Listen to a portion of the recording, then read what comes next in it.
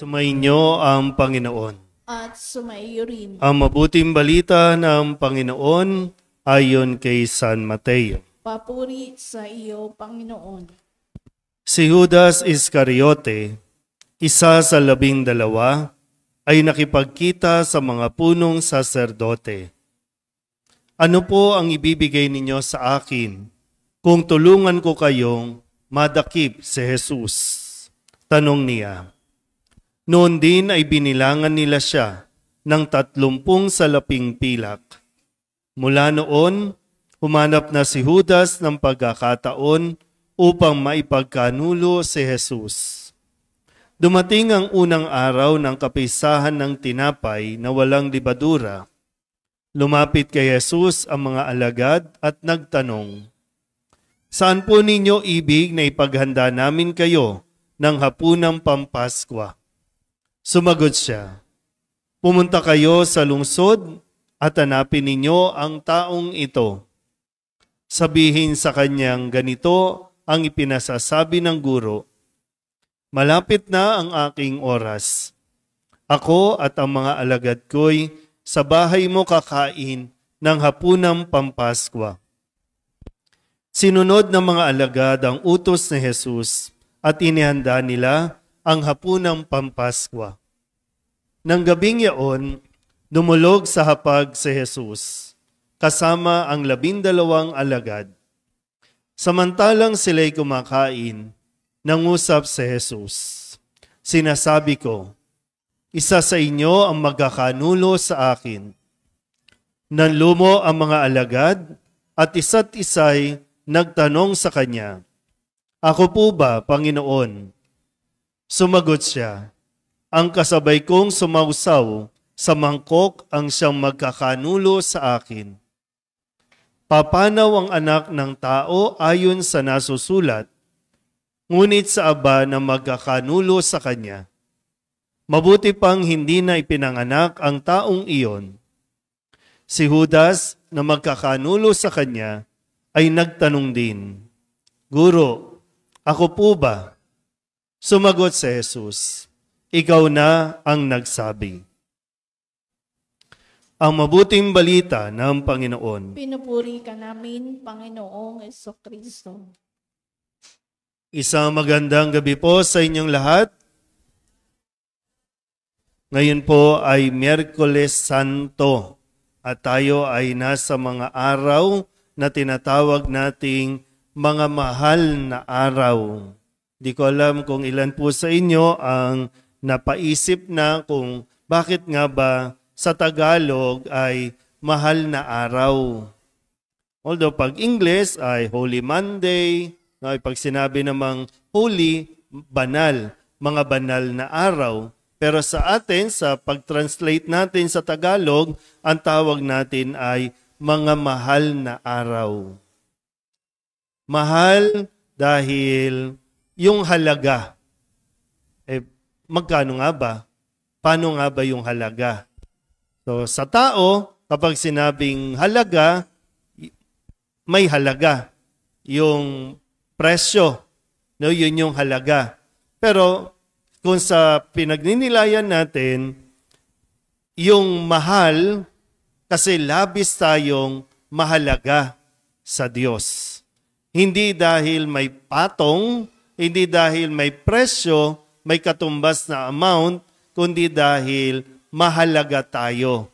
Kaya napakamahal ng mga araw na ito. Hindi lang basta mahal na araw, kundi napakamahal. Pero kung titingnan natin, may mga sumisimbolo para mas maintindihan natin bakit mahal na araw. Nung Lunes, ang sabi po dito, ginamit ni Maria, no?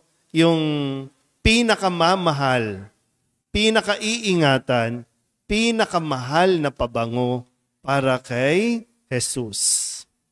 Buhay pa si Jesus, ibinigay na ni Maria, inialay na yung pinakamahal na pabango na siyang gagamitin o ginagamit sa paglilibing para yung buong katawan ng namatay ay pupunasan para hindi umaalingasaw kung sakaling mabulok dahil 3 araw lang ang katawan ng tao, aalingasaw na yung baho nito. Kaya kaugalian noon na sa paglilibing, yung pinakamabango, pinakamahal na pabango ang siyang ginagamit sa patay. Pero dito, mahal na araw kasi inihandog ni Maria yung pinakamahal na pabango.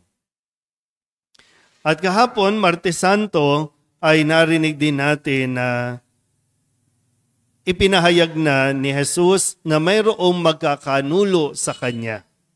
May magkakanulo at mayroong manlalaglag. Si Judas, ipagkakanulo siya. Si Pedro, ididinay naman siya. Dahil sa takot. Ganun pa man, tuloy ang relasyon. Tuloy ang pakikipag-ugnayan. Dahil para kay Jesus, hindi yung kung ano ang gagawin nila, kundi kung ano ang pwede niya pang magawa para maisalba ang mga ito. Ganon tayo kahalaga. Ngayon, bakit mahal na araw? Bakit Miyerkules Santo? Kasi para sa tao, itong si Judas, sumisimbolo sa mga tao na naglalagay ng presyo sa mga tao din mismo. Magkano? 30 salaping pilak. Para kay Judas, ito lang ang presyo ni Jesus. Pero para kay Jesus, wala ngang katumbas na presyo ang buhay ni Judas. Kaya nga kahit ipinaghudas siya, itinuloy pa rin niya na makisalo, makikain kasama ang mga ito. Ganon tayo kamahal ng Diyos. Na kahit na may mga nag-iisip na sa kanya ng masama, lalong-lalo na itong si Judas, pero mas pinili pa rin niya ang manatiling tapat kay Judas. Kaya hindi niya nilaglag si Judas. Sinabi lang niya, isa sa inyo ang magkakanulo sa akin. Hindi niya binanggit ang mga pangalan, kundi nung sinabi lang ni Judas na, ako po ba? Ikaw na nagsabi niyan. Iningatan pa rin, no? Iningatan pa rin ni Jesus ang dangal o sabihin nating reputasyon ni Judas na napakahalagang at napakagandang matutunan nawa natin. Ang mga Judas, nandiyan yan. Hindi yan mawawala. Pero ang tanong, mas nagiging Judas ba tayo? O paano ba? Kapag medyo ang isang organisasyon, ang isang samahan, ang isang pamilya nasisira dahil sa pera, may nagiging Judas dyan. Pero yung hamon nga para sa atin, alin ba ang mas pipiliin natin? Ang magpaka-Judas o ang magpaka-Kristo? Ang sundan ng halimbawa ni Judas na puro pera lang, lahat may presyo, lahat may halaga, lahat mapapasunod pag may pera, bibigyan mo lang ng pera? O doon tayo kay Jesus na buhay ang kaya niyang ibigay. Sakripisyo, sarili niya mismo ang kaya niyang ibigay. Hindi para maipahamak ang iba, kundi para mailigtas ang iba. Sabihin niyo nga sa katabi ninyo, huwag kang Judas. Pero hindi natin namamalayan, talagang mula noon hanggang ngayon, ito yung ugali na hindi nakakabuti para sa ating lahat. Ito yung ugali na sumisira ng ating ugnayan. Ito yung ugali na nagiging virus at pumapatay sa bawat isa sa atin.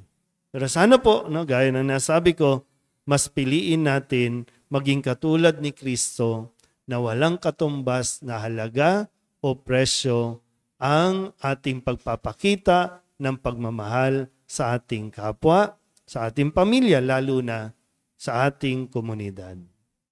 Amen.